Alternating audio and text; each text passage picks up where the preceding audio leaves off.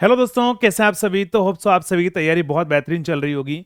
और आप सभी की तरफ से एक डिमांड आ रही थी कि सर बीएचईएल का ऑफिशियली सिलेबस क्या रहने वाला है, कौन कौन से सब्जेक्ट हमारे पास में पूछे जाएंगे। तो इसके बारे में ऑफिशियली अपडेट आ चुका है। अब हम बात करते हैं आज के सेशन के अंदर कि क्या आपका सिलेबस रहने वाला है, कौन कौन से टॉपिक से आपको क्वेश्चन पूछे जाएंगे। वो सब आज के सेशन में आपको बात करने वाला हूँ, चाहे सिविल हो, चाहे मैकेनिकल हो, चाहे इलेक्ट्रिकल हो, जिसमें भी वैकेंसी है उस सभी का ओवरऑल सिलेबस मैं आपको यहाँ पर बताने वाला हूँ। तो आपको क्या करना है, अगर आपको ये पीडीएफ चाहिए तो आप क्या कर सकते हो, इस वीडियो के डिस्क्रिप्शन में कमेंट बॉक्स में आपको टेलीग्राम का लिंक मिल जाएगा, वहां से इसकी पीडीएफ भी आप कलेक्ट कर सकते हैं। नहीं तो आप बीएचईएल की ऑफिशियल वेबसाइट पर जाएंगे, बीएचईएल कैरियर आप लिखेंगे, जहां पर आप नीचे जब स्क्रॉल करेंगे तो आपको यहां पर दिखेगा recruitment engineer trainee and supervisory trainee. यहां पर लिखा होगा आपके पास में बीएचईएल ट्रेनी सिलेबस हमारे पास में है ना। बीएचईएल सुपर, ध्यान रखना दोनों सिलेबस यहां पर है, ट्रेनी सिलेबस भी और सुपरवाइजरी सिलेबस है। जब आप ट्रेनी सिलेबस पे आप क्लिक करेंगे तो यहां पर आपके पास में पूरा सिलेबस ओपन हो जाएगा। जब आप क्या करेंगे, यहां पर सुपरवाइजरी पर आप क्लिक करेंगे तो पूरा सिलेबस आपके पास में ओपन हो जाएगा ना। सुपरवाइजरी में आपको सभी को पता है डिप्लोमा स्टूडेंट के लिए है। और अगर हम बात करें यहां पर, तो ये हमारे पास में ट्रेनी के अंदर जो भी हमारे पास में अगर हम बात करें यहां पर ट्रेनी के अंदर जो है वो आपके पास बीटेक स्टूडेंट के लिए ना। तो सुपरवाइजरी और दोनों का जो सिलेबस है वो मैं आपको यहां पर बता देता हूं। अगर आप यहां पर देखेंगे, पहले पहले अगर हम बात करें, समझना, अगर सबसे पहले अगर हम बात करें डिप्लोमा स्टूडेंट के लिए, डिप्लोमा सिविल इंजीनियरिंग में आपका जो है construction material, basic surveying, mechanics, building construction, concrete technology, Jio engineering, hydraulics, theory of structure, transportation engineering, construction estimation, tariff engineering, green building आपके पास में ये सब कुछ आपको पूछा जाएगा। मैकेनिकल का सिलेबस भी ये कंटिन्यूसली आपको दे रखा है। आप इस पूरी पीडीएफ को, मैकेनिकल और सिविल स्टूडेंट है वो आप पूरा यहां पर देख सकते हैं। अब बात करते हैं इलेक्ट्रिकल वालों के लिए। तो इलेक्ट्रिकल स्टूडेंट के लिए अगर हम बात करें तो यहां पर आपका जो सिलेबस है वो क्या क्या मेंशन कर रखा है समझना, और कौन कौन से टॉपिक वाइज भी बता रखा है। बेसिक इलेक्ट्रिकल इंजीनियरिंग आप सभी को बता, जिसमें डीसी सर्किट है, बैटरी हमारे पास में है। अगर आप देखेंगे तो यहां पर टॉपिक क्या क्या दे रखे हैं, डीसी सर्किट आपको दे रखा है, बैटरी दे रखा है, capacitor, electromagnetism, magnetic induction, AC circuit, transient, harmonics और थ्री फेज सर्किट, सब कुछ आपको दे रखा है। नेक्स्ट इंजीनियरिंग मटेरियल के अंदर डायामैग्नेटिक क्या होता है, कंडक्टिंग मटेरियल क्या होता है, इंसुलेटिंग मटेरियल क्या होता है, magnetic material, semiconductor, special purpose material, ये सारी चीज आपको classification, diamagnetic, paramagnetic, ferromagnetic, ferrimagnetic, anti ferromagnetic, ये सब कुछ हमारे पास में है ना। नेक्स्ट इलेक्ट्रॉनिक्स के अंदर अगर हम बात करें, semiconductor, diode, BJT, single stage transistor amplifier, FET, CMOS, multi stage power amplifier, feedback amplifier, regulated power supply, digital electronics, operational amplifier, micro processor, communication engineering और आईसीस के बारे में आपको पूछा गया, मतलब सब दे दिए इलेक्ट्रॉनिक्स में। यहाँ पर डिजिटल, माइक्रो प्रोसेसर सब कुछ आएगा, माइक्रो प्रोसेसर के क्वेश्चन भी आएंगे, ध्यान रखना इस चीज का है ना। Next electrical instrumentation and measurement के अंदर अगर मैं बात करूं तो मेजरमेंट के अंदर आपके पास में जितना हमने क्लास में पढ़ा है सारी चीजें, ट्रांसड्यूसर हो, इंस्ट्रूमेंट ट्रांसफॉर्मर हो, एनर्जी मीटर हो, ammeter, volt meter, vote metre, frequency measurement, power measurement, current में पीएमएमसी, मूविंग आयरन, एरर, सारे टॉपिक आपको यहां पर पूछे जाएंगे। अगर हम बात करें नेक्स्ट टॉपिक पर, इलेक्ट्रिकल मशीन आपके पास में डीसी मशीन दे दिया, मतलब पूरा है, ट्रांसफॉर्मर पूरा हमारे पास में, सिंक्रोनस मशीन पूरा है हमारे पास में।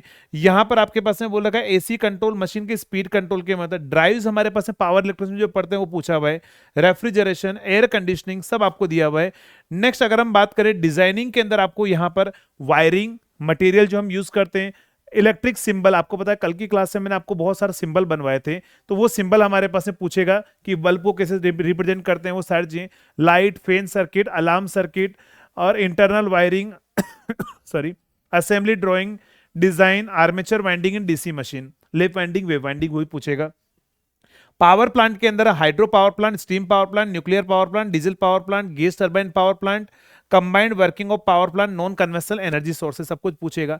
ट्रांसमिशन लाइन में पूरा आपके पास में designing of transmission line, construction, economic principle, power factor, construction of transmission line, DC distribution, cable, PLC, fold, switch gear, protection type, different type of substation और प्रोटेक्शन अगेंस्ट ओवर वोल्टेज, सारी चीजें आपके पास में। पावर इलेक्ट्रॉनिक्स अगर आप देखोगे तो पावर इलेक्ट्रॉनिक्स के अंदर अभी हमारा चल भी रहा है और पावर इलेक्ट्रॉनिक्स में आप एंजॉय कर भी रहे होंगे, और अभी आरएसईबी के अंदर आपको पता है सारे क्वेश्चन पावर इलेक्ट्रॉनिक्स से आपके नोट से ही पूछे गए ना। तो पावर इलेक्ट्रॉनिक्स जो है वो आपके पास में semiconductor diode, thyristor, power transistor, control rectifier, AC voltage regulator, chopper, inverter, सब power supplies, high voltage switching, HVDC हमारे पास में, थायरिस्टर कंट्रोल, थायरिस्टर के एप्लीकेशन जितनी भी होती है वो सारा पीएलसी, सर्वो मैकेनिज्म, सब कुछ आपको पूछेगा। और इसमें आपको पता है कि कन्वर्टर, इन्वर्टर हो चुका है, चॉपर आपका अभी स्टार्ट भी हो चुका है ना, पावर इलेक्ट्रॉनिक्स खत्म होने का है, तो यहां से भी आप क्या कर सकते हैं, पावर इलेक्ट्रॉनिक्स तैयार कर सकते हैं। इलेक्ट्रिक ट्रैक्शन सिस्टम यूटिलाइजेशन में हम पढ़ेंगे। माइक्रो प्रोसेसर वो आपको पूछेगा, 8085 मोस्टली आपसे पूछा जाता है। नेक्स्ट, इलेक्ट्रॉनिक्स का सिलेबस भी यहां पर पूरा दिया हुआ है कि इलेक्ट्रॉनिक्स के अंदर क्या क्या पूछे जाएगा, डिजिटल इलेक्ट्रॉनिक्स, पावर इलेक्ट्रॉनिक्स। देखो अगर कोई इलेक्ट्रॉनिक्स के स्टूडेंट है तो वो भी अपना पूरा सिलेबस जो है वो, अगर आपको प्रिपरेशन करनी है, अगर आप प्रिपरेशन कर रहे हैं तो आप क्या कर सकते हैं, पूरा का पूरा आपका जो बीएचईएल का सिलेबस है, क्योंकि देखो सारे सब्जेक्ट पढ़ने पड़ेंगे, एक मशीन या पावर सिस्टम पढ़ने से सिलेक्शन नहीं होता है, आपको माइक्रो प्रोसेसर, डिजिटल सब पढ़ना पड़ेगा। अगर आप सभी की प्रिपरेशन करना चाहते हैं तो आप हमारा एक फेवरेट बैच है कॉम्बो बैच 2.0 या कॉम्बो बैच डी, किसी में भी आप एनरोल कर सकते हैं। इनमें से 90% ऑलरेडी हमारा सिलेबस कवर हो चुका है, वो आपको रिकॉर्डेड फॉर्म में भी मिल जाएगा, लाइव भी आपकी क्लास होगी, और आपके एग्जाम से पहले रिमेनिंग सब्जेक्ट डिजिटल और ये भी आपके कंप्लीट हो जाएंगे। अगर हम बात करें यहाँ पर इलेक्ट्रॉनिक्स के अंदर, बेसिक इलेक्ट्रिकल ऑलरेडी कंप्लीट हो चुका है, बेसिक इलेक्ट्रॉनिक्स हो गया है, सर्किट थ्योरी आपका कंप्लीट हो चुका है, डिजिटल इलेक्ट्रॉनिक्स आपका अभी हो जाएगा, पावर इलेक्ट्रॉनिक्स चल रहा है, अगर हम बात करें फिल्टर एंड ट्रांसमिशन लाइन हमारे पास में, ये जो ट्रांसमिशन लाइन वो ईएमएफटी वाली है ना, पावर स्टम्प वाली नहीं है।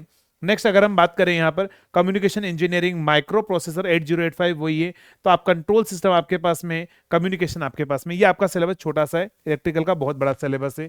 तो ये जो सिलेबस था ये था डिप्लोमा वालों के लिए। अब हम बात करते हैं सुपरवाइजरी ट्रेनिंग के अंदर, तो सुपरवाइज अगर हम बात करें डिग्री वाले स्टूडेंट के लिए तो ये सिविल का कंप्लीट सिलेबस दे रखा है, सिविल इंजीनियरिंग पूरा सिलेबस जिस पीडीएफ में से आप देख सकते हैं। लेकिन अगर हम बात करें मैकेनिकल का भी पूरा सिलेबस दिया हुआ है, मेटलर्जिकल का भी आपका कंप्लीट सिलेबस यहां पर दे रखा है। अब हम इलेक्ट्रिकल इंजीनियरिंग की बात करते हैं तो इलेक्ट्रिकल डिग्री वालों के लिए क्या क्या क्वेश्चन पूछेगा, तो देखो यहां पर सर्किट थ्योरी मतलब वही बेसिक इलेक्ट्रिकल, ईएमएफटी आपको पूरा पूछेगा, डिप्लोमा में नहीं है ईएमएफटी, सिग्नल एंड सिस्टम और कंट्रोल सिस्टम पूरा आएगा, डिप्लोमा वालों के लिए नहीं है ये दोनों, ठीक है।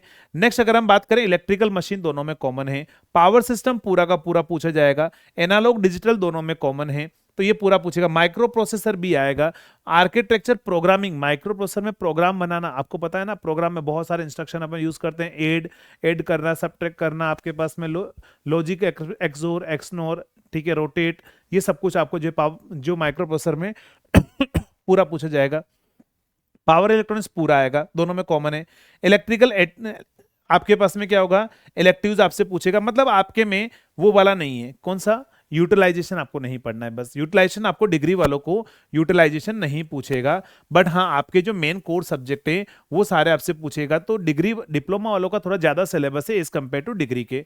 और अगर हम बात करें इलेक्ट्रॉनिक्स स्टूडेंट है तो आपका जो सिलेबस है वो भी आपके पास में यहाँ पर पूरा का पूरा सिलेबस मेंशन है, वेक्टर, लीनियर अलजेब्रा। अच्छा मैथमेटिक्स की बात कर लेते हैं, अब आप सभी बोल रहे थे सर मैथ्स में क्या क्या क्वेश्चन आएगा, तो मैथमेटिक्स की अगर मैं बात करूं, linear algebra, calculus, differential equation, vector, complex, ये सारा गेट का जो मैथमेटिक्स होता है वो सब कुछ पूछेगा, ये आपको भी करवा दिया जाएगा ना। मैथमेटिक्स जो है वो भी पूरा मैं आपको करवा दूंगा, कोई बहुत बड़ा सिलेबस नहीं है, छोटा सिलेबस हमारे पास में। तो ये मैथमेटिक्स वाला जो सिलेबस है वो आपको पूछा जाएगा, वो आपको करना ही करना है। अगर हम बात करें इसके अंदर तो ये हमारे पास में कंप्लीट सिलेबस जो है वो आपको बता दिया गया है ना। अब आप इसके अकॉर्डिंग अपनी प्रिपरेशन स्टार्ट कर सकते हैं। अगर किसी को क्वेश्चन प्रैक्टिस करना है ओनली तो उसके लिए आरएम बैच के अंदर हम सब कुछ जितने भी आपका टेक्निकल सब्जेक्ट है उसकी क्वेश्चन प्रैक्टिस ऑलरेडी चल रही है, अभी मशीन और पावर सिस्टम आपका चल रहा है, वहां से क्वेश्चन प्रैक्टिस कर सकते हैं। अगर मान लो किसी को थ्योरी भी पढ़ना है, क्वेश्चन प्रैक्टिस भी करना है, तो आप कॉम्बो बैच में अपनी प्रिपरेशन स्टार्ट कर सकते हैं। तो ये था आपका कंप्लीट सिलेबस। मिलेंगे नेक्स्ट वीडियो के अंदर, तब तक के लिए थैंक यू सो मच।